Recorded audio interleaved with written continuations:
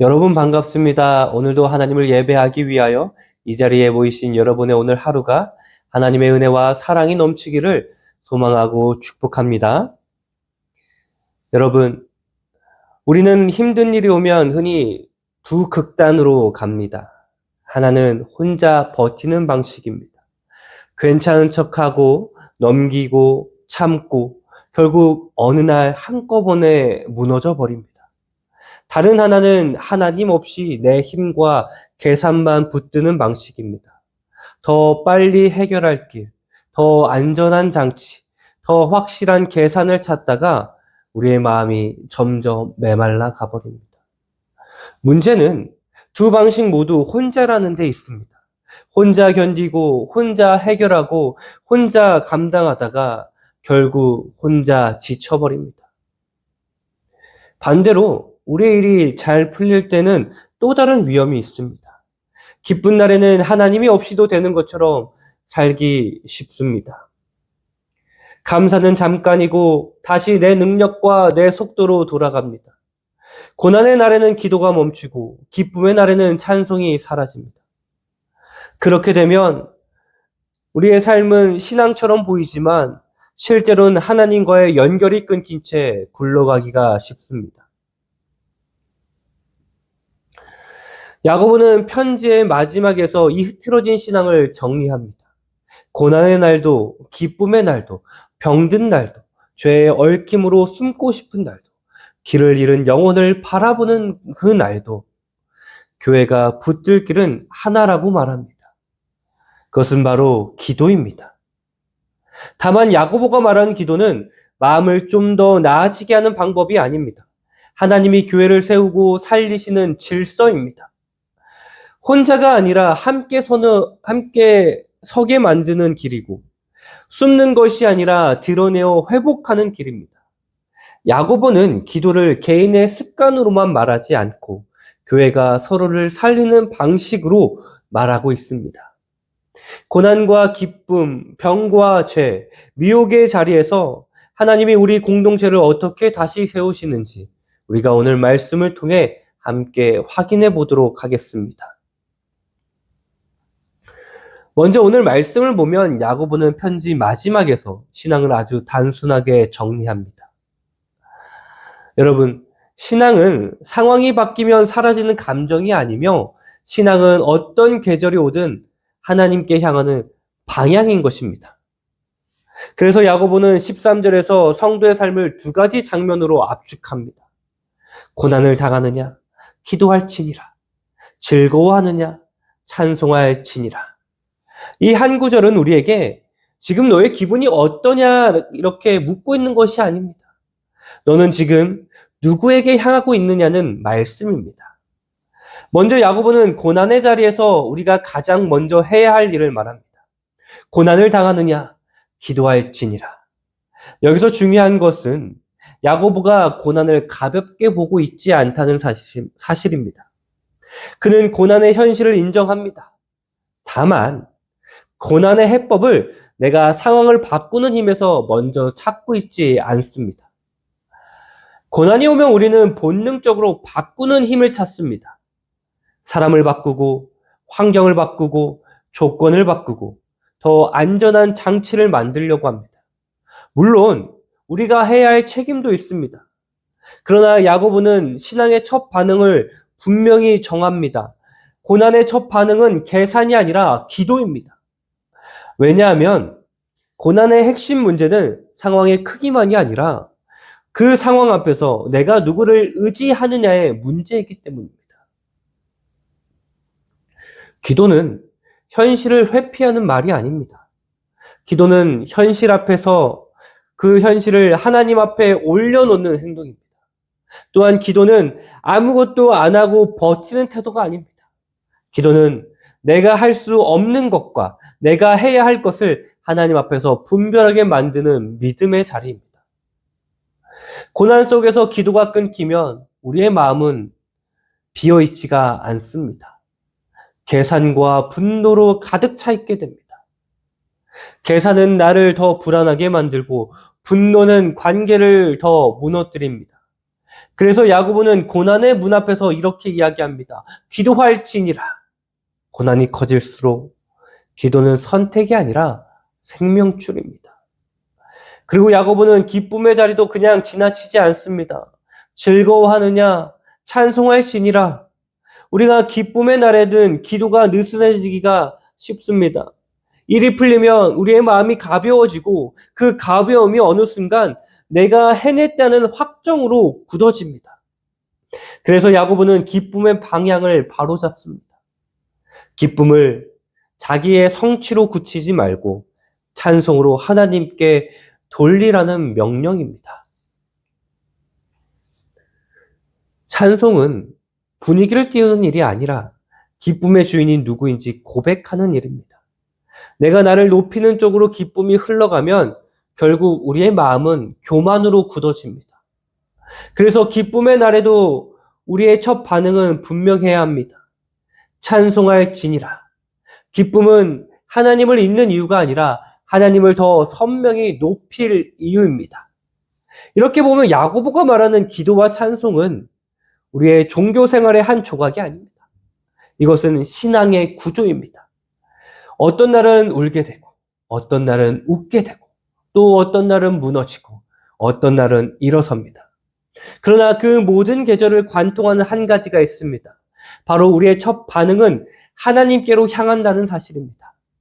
그래서 바울도 말합니다. 쉬지 말고 기도하라. 신앙이 유지되는 이유는요, 상황이 안정적이어서가 아니라 하나님과의 그 연결이 끊어지지 않았기 때문입니다. 시편도 같은 고백을 합니다. 여호와께서 내 음성을 들으심이로다. 하나님은 고난의 자리에서 부르짖는 자를 결코 외면하지 않으십니다. 그래서 기도는 우리의 마음을 정리하는 것이 아니라 하나님이 들으신다는 믿음의 응답입니다. 들으시는 하나님 앞에 서면 고난 속에서도 우리의 마음은 무너지지가 않습니다. 기쁨 속에서도 우리의 마음은 교만으로 굳어지지가 않습니다. 기도와 찬송이 우리의 중심을 다시 하나님께 고정시키기 때문입니다. 그래서 우리는 고난이 오면 먼저 하나님께 말해야 합니다. 기쁨이 와도 먼저 하나님을 높여야 합니다. 그렇게 살 때 우리의 하루는 문제 해결 이전에 예배로 세워집니다. 신앙은 결국 어떤 계절이 오든 하나님께 향하는 것이 첫 반응입니다. 야고보는 13절에서 고난과 기쁨을요, 기도와 찬송으로 정리한 뒤 거기서 멈추지 않습니다. 기도는 개인 혼자 버티는 기술이 아니라 하나님이 교회를 살리시는 질서이기 때문입니다. 그리고 바로 그 지점에서 야고보는 우리의 시선이 개인에서 공동체로 옮겨질 수 있도록 도와줍니다. 고난이 길어지면요, 사람은 점점 말이 없어지고 병이 깊어지면 마음이 다치며 결국 신앙은 고립으로 흐르기 쉽습니다. 그래서 야고보는 개인에게만 기도하라고 말하지 않고 교회에게 함께 기도하라고 말합니다. 하나님은 연약함과 죄의 얽힘을요, 혼자 견디는 의지로 풀지 않으십니다. 하나님은 그것을 교회의 기도와 고백으로 풀어 회복하십니다. 그래서 14절에서 이렇게 이야기합니다. 너희 중에 병든 자가 있느냐? 그는 교회의 장로들을 청할 것이요. 그들은 주의 이름으로 기름을 바르며 그를 위하여 기도할지니라. 야고보는 먼저 우리의 고정관념을 깨트립니다. 우리는 병이 들면 대부분 내가 더 강해져야 한다. 아니면 내가 참고 견뎌내야 한다라고 생각합니다. 그러나 야고보는 다르게 말합니다. 청하라 합니다. 도움을 요청하라는 명령입니다. 병은 몸의 문제이기도 하지만 동시에 관계의 문제를 드러냅니다. 아픔이 길어질수록 사람은 숨게 되어 있습니다. 그리고 숨을수록 고립됩니다. 그리고 그 고립이 깊어지면 믿음은 더욱더 빨리 말라갑니다. 그래서 하나님은 병든 자에게 혼자 견뎌라가 아니라 교회로 들어오라고 부르십니다. 회복은 고립의 방에서 시작되지 않습니다. 회복은 부르는 겸손에서 시작되는 것입니다. 장로들을 청하라는 말은 장로만 기도할 수 있다는 뜻이 아닙니다. 야고보가 야고보가 말하는 장로는 교회를 대표하는 영적 돌봄의 손입니다. 병든 자가 도움을 청하면 교회는 그 사람을 외면하지 않고 붙들어 주의 이름으로 하나님께 맡깁니다. 교회는 그저 잘 버텨 그렇게 말하지 않습니다. 교회는 함께 하나님 앞으로 데려갑니다. 그게 교회입니다. 그래서 바울은 서로 짐을 지라 그렇게 우리에게 못을 박았습니다. 교회는 짐을 나누지 않는 곳이 아닙니다. 짐을 함께 지는 곳입니다. 그리고 야고보는 이렇게 말합니다. 그들은 주의 이름으로 기름을 바르며 그를 위하여 기도할지니라. 여기서 많은 오해가 생깁니다. 기름이 어떤 특별한 물질이어서 그 자체가 치료제를 만드는 것처럼 생각하면 본문의 중심을 우리가 벗어나게 되어버리는 것입니다. 본문에서 중심은요, 기름이 아니라 주의 이름으로의 기도입니다.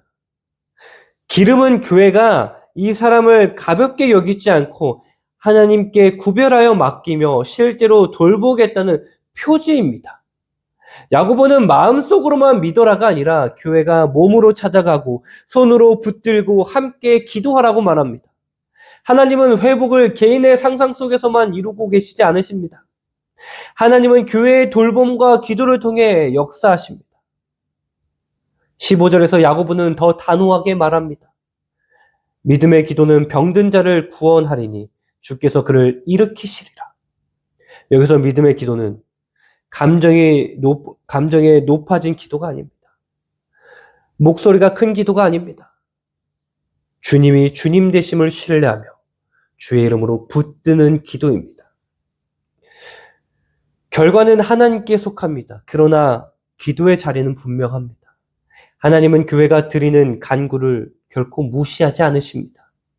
하나님은 우리를 고립 속에 내버려 두지 않으시고 교회를 통해 붙들어 일으키십니다. 본문은 내가 일으킨다가 아니라 주께서 일으키신다고 말합니다.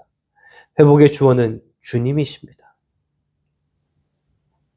그런데 야고보는 여기서 회복을 몸에만 묶어두지 않습니다. 15절에 혹시 죄를 범하였을지라도 사하심을 받으리라 라고 말하고 있습니다. 우리가 이 문장을 잘못 읽으면 병은 다 죄 때문이라는 결론으로 가기 쉽습니다. 야고보는 그런 단정으로 우리를 몰아가지 않습니다. 성경 전체도 그렇게 말하고 있지 않습니다. 그러나 야고보가 분명히 말하는 것은 이것입니다.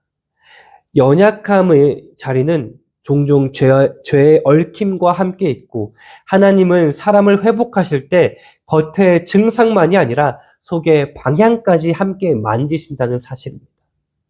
우리는 아프면 빨리 정상으로 돌아가고 싶다라는 마음이 먼저입니다. 그러나 하나님은 더 깊게 회복시키십니다. 하나님은 회복된 모습만 주지 않으시고 회복된 관계를 주십니다. 그래서 사함이 함께 언급됩니다. 이것은 정죄가 아닙니다. 하나님이 회복을 더 안전하게 하신다는 복음입니다. 그래서 16절이 나옵니다. 그러므로 너희 죄를 서로 고백하며 병이 낫기를 위하여 서로 기도하라.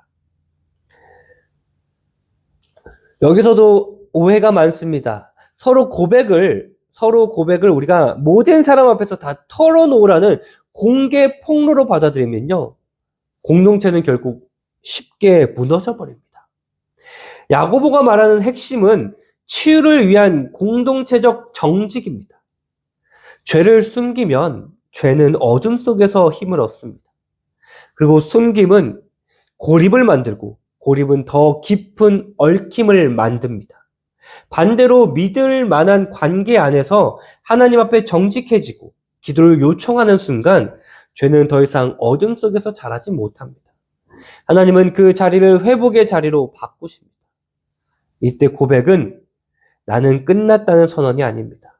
고백은 나는 주님께 돌아간다는 방향, 그 전환입니다. 그래서 요한도 분명히 말합니다. 만일 우리가 우리의 죄를 자백하면 그는 미쁘시고 의로우사 우리의 죄를 사하시며 우리를 모든 불의에서 깨끗하게 하실 것이요. 고백은 낙인이 아니라 문입니다. 회복으로 들어가는 문 말입니다.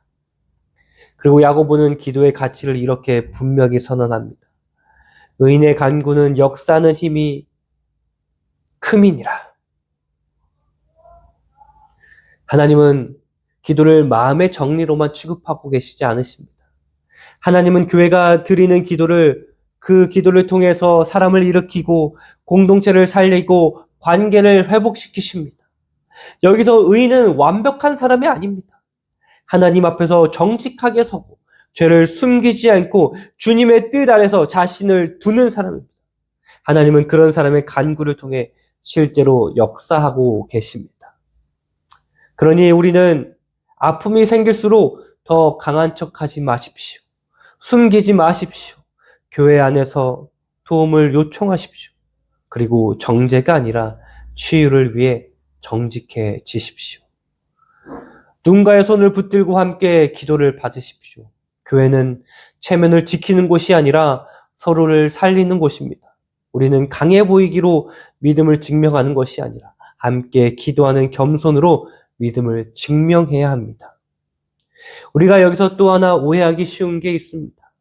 서로 고백하고 서로 기도하라는 말씀을 듣고 나면 기도가 결국 마음이 좀 가벼워지는 정도, 혹은 공동체가 서로를 위로하는 정도로만 끝나는 것처럼 느껴질 때가 있습니다. 그래서 야고보는 16절 끝에 한 문장을 붙여 기도의 자리를 확정합니다. 의인의 간구는 역사하는 힘이 크다. 기도는 감정의 정리로 끝나는 말이 아닙니다. 하나님은 교회의 기도를 통해 실제로 역사하고 계십니다. 그런데 여기서 질문이 자연스럽게 생깁니다. 정말 기도가 그렇게까지 역사를 움직이는가? 기도가 무엇을 바꾸는가? 야고보는 대답을 설명으로 끝내지 않습니다. 그는 한 사람의 이름을 꺼냅니다. 바로 엘리야입니다. 그리고 엘리야의 이야기를 통해 기도가 가능한가를 증명하고 이어서 어디까지 가능한가를 보여줍니다. 하나님은 의인의 기도로 역사를 움직이시고 떠난 자를 돌아오게 하여 공동체를 살리십니다. 17절입니다. 엘리야는 우리와 성정이 같은 사람이로되. 야고보는 엘리야를 특별한 초인으로 소개하고 있지 않습니다. 엘리야는 우리와 같은 성정을 가진 사람입니다. 같은 마음의 흔들림이 있는 사람이라는 것. 이 한 문장이요, 기도의 문턱을 낮춰줍니다. 기도는 어떠한 특수한 영성의 사람에게만 허락된 일이 아닙니다. 하나님은 평범한 한 사람을 붙드시고 그 한 사람의 기도를 통해 일을 이루십니다. 그러니 나는 못한다라는 이 말은 기도의 이유가 되지 못합니다. 기도는 내가 대단해서 드리는 것이 아니라 하나님이 하나님이시기에 드리는 것입니다. 그 다음 야고보는 엘리야의 기도를 이렇게 말합니다. 그가 비가 오지 않기를 간절히 기도한즉 3년 6개월 동안 땅에 비가 오지 아니하고 다시 기도하니 하늘이 비를 주고. 여기서 중요한 것은 비를 멈추고 비를 오게 한 기술이 아닙니다. 본문은 기도를 기술처럼 설명하고 있지 않습니다. 간절히 기도하니 다시 기도하니라는 이 반복으로 기도의 본질을 보여주고 있습니다. 기도의 능력은 기도자의 대단함에서 나오는 것이 아닙니다. 하나님의 주권과 하나님의 약속을 붙드는 자리에서 나옵니다. 엘리야의 기도는 하늘을 움직이는 것이 아니라 하나님의 뜻 아래에서 자신을 세운 것입니다. 하나님이 하시는 일은 하나님께 구한 것입니다.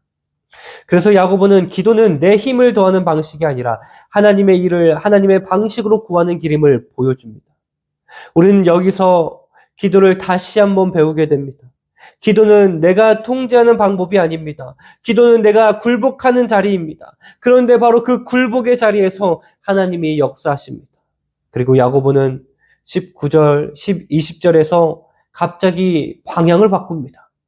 병, 고백, 기도를 말하던 흐름이 마지막에는 사람 한 명을 향합니다. 내 형제들아, 너희 중에 미혹되어 진리를 떠난 자를 누가 돌아서게 하면. 야고보는 편지를 마무리하면서 교회의 목적을 분명히 합니다. 교회는 문제없는 사람들의 모임이 아닙니다. 교회는 떠난 사람을 다시 살리는 공동체입니다. 그래서 신앙의 마지막 정리는 내가 잘 버티는 것에서 끝나지 않습니다. 누군가를 돌아오게 하는 것으로 확장합니다. 여기서 미혹되어 진리를 떠난 자는 단지 교회 밖 사람만 가리키는 것이 아닙니다. 공동체 안에서도 마음이 멀어진 사람들이 있고, 예배를 드리지만 방향이 흔들린 사람이 있고, 죄에 얽혀 스스로 포기해버린 사람들이 있습니다. 야고보는 그런 사람들을 향해 정리하라고 말하지 않습니다. 잘라내라고 말하고 있지 않습니다. 돌아서게 하라고 말합니다. 다시 길을 보여주라는 뜻입니다. 돌아올 수 있도록 손을 내밀라는 뜻입니다. 교회가 사람을 평가하는 곳이 되면 미혹한 자는요, 더 멀어집니다. 교회가 기도로 찾는 곳이 되면요, 돌아올 길이 열립니다.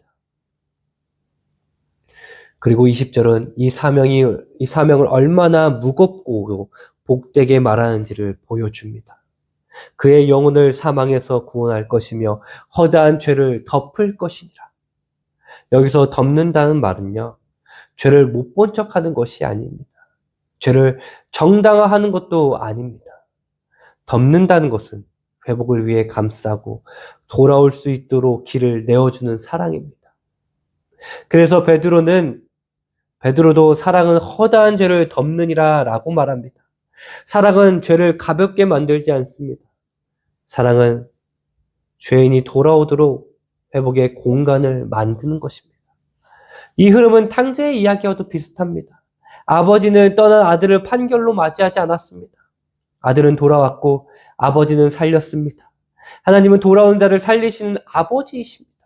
그리고 하나님은 그 아버지의 마음을 교회에 심어두셨습니다.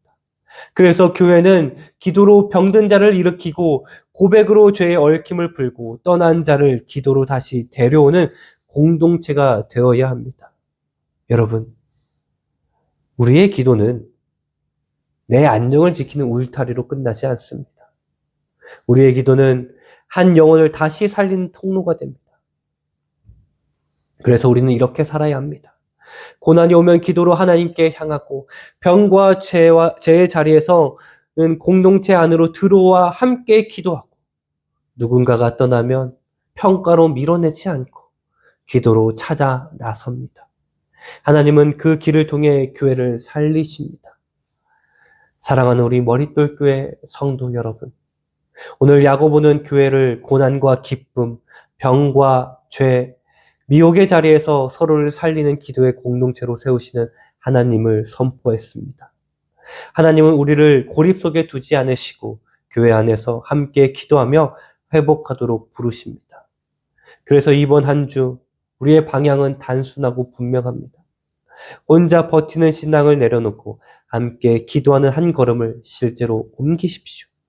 고난이든 병이든 죄의 얽힘이든 혹은 마음이 멀어진 누군가를 위한 부담이든 그 자리를 혼자 붙들지 말고 교회 안에서 우리가 한 사람에게 요청하십시오. 그리고 한 사람과 함께 기도하십시오. 기도는 문제를 덮는 말이 아니라 하나님이 교회를 살리시는 길입니다.